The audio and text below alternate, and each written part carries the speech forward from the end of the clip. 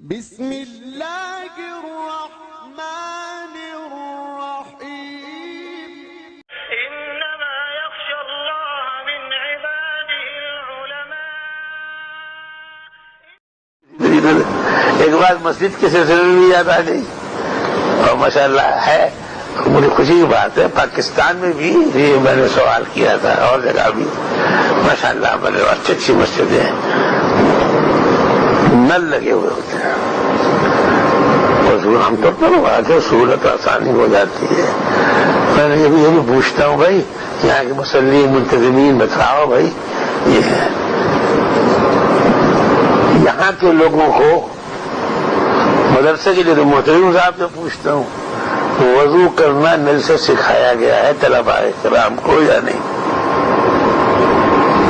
اور ادھر مصلی صاحبان کے بارے میں بھی تو بھائی یہاں نل سے وضو کرنا بھی سکھایا گیا ہے یا نہیں؟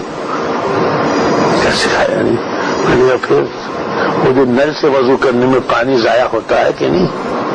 یہ سب قاعدے سے وضو کرتے ہیں تو وہ ضائع کرنے میں جہاں مصلی کی پکڑ ہوگی اور جہاں جس نوع کا اسراف ہوگا تو وہ محتمم صاحب بھی شریک اس میں اور متولی صاحب بھی شریک ہے. بتایا تو ہے نہیں. اب پانی ضائع ہو رہا ہے نل کھلا ہوا ہے پانی بہ رہا ہے. جب دریا کے کنارے میں اسراف ہو سکتا ہے تو نل میں تو بدرجہ ہو رہا اسراف ہوگا.